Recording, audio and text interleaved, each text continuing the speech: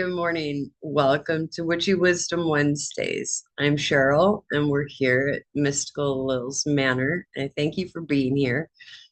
Don't forget to subscribe, comment, and share.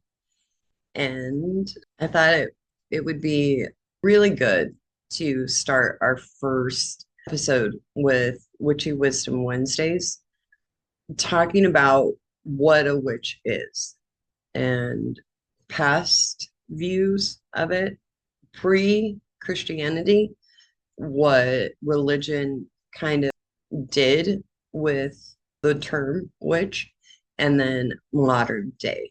I still believe that there is some fear-based energy around the word and the practice in general. And so I'm hoping that from my space, my perspective, that I can share with you the research and wisdom that I've learned through lots and lots of knowledge seeking to help me shed some of the conditioning that I grew up with to be able to be authentically me. And so this is what I want to share today. And I hope that you enjoy this video. Thanks for being here. So let's define what a witch is. And from the research that I've done, there's a few different definitions depending on where you look, but basically it's broken down into three main definitions.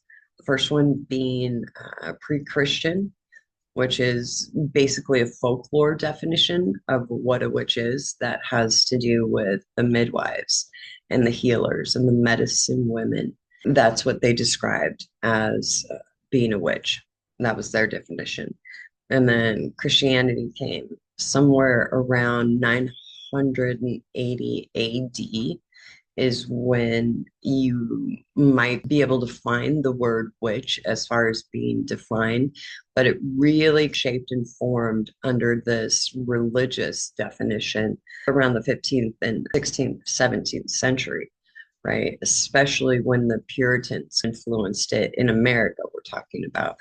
The definition that they subscribed to or that they conjured was somebody, usually female, who made a pact with the devil to bring harm, illness, death, hexes, curses, basically anything that was evil against another person was what they considered a witch.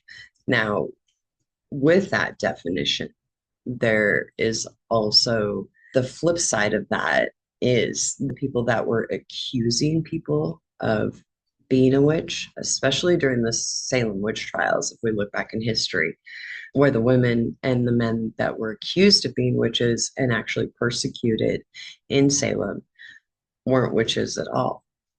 It was the people who were doing the accusing that displayed that behavior and temperament from my perspective and in my opinion. So then in that definition, their own definition, I would classify their behavior as absolutely participating in that definition of making a pact to bring harm and death to others. Then there is the modern day definition, which again goes back to folklore that has to do with the healers, the herbalists, the medicine women and men, because there's no gender specific, especially in today's definition of modern witchery.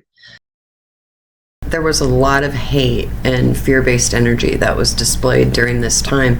This house is where they would take you if you were being accused of being a witch.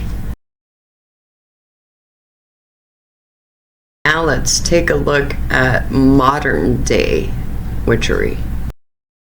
There's so many different types of practices, it's hard to get them all at one time, but solitary practice, absolutely. And then of course you have group practice or covens, balance between light and dark.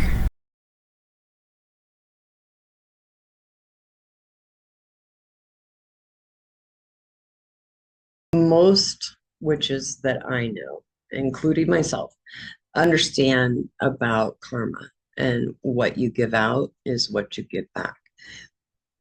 we also understand on a very deep level that power isn't about gaining power and control over others, that the only thing that we can change is ourselves. So we work on ourselves. We through shadow work and keeping those thoughts, right? There's this great song that is considered a witchy song. I believe it's by S.J. Parker. And there's a line in it that says, I believe the line goes, it's when we're human that you must take care. And I love that line because to me, what it's representing is we have control over our motives and our agendas. And if they're not in alignment with a higher source, then absolutely, right? We can trip and get caught up with that. There's going to be some kind of karmic consequence for that. So we're mindful of everything is energy, and energy responds to intention. Everything is about intention, right? Whether it's conscious or unconscious.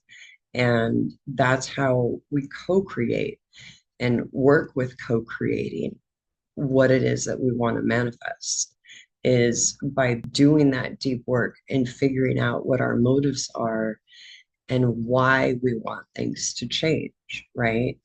That includes our needs and our desires. Nature plays such a big role in modern day practice. So, this isn't a really in depth video about the history of witches and things like that. It's just a brief introduction into what my beliefs are and what I resonate with as I've done research and been practicing for regularly, I would say probably 6 going on 7 years. When I first started my journey was somewhere around 2012. It took a while to unlayer the levels of conditioning and fear-based energy that I had around exploring different ideas and coming to the conclusion of what resonates as truth within my heart. And that's what I want to share, especially during our first Witchy Wisdom Wednesday. And I thank you for being here. I encourage you to do your own research and follow your own heart, because that's what really leads to leading an authentic life.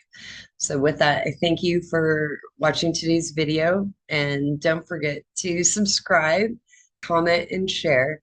I look forward to hearing from you all. Next Wednesday for Witchy Wisdom Wednesday, we're going to be introducing and showing some how to cleanse and clear energy, and then also how to call in energy. So I'm looking forward to that. Thank you for being here today, and blessed be. Thanks. See you next week.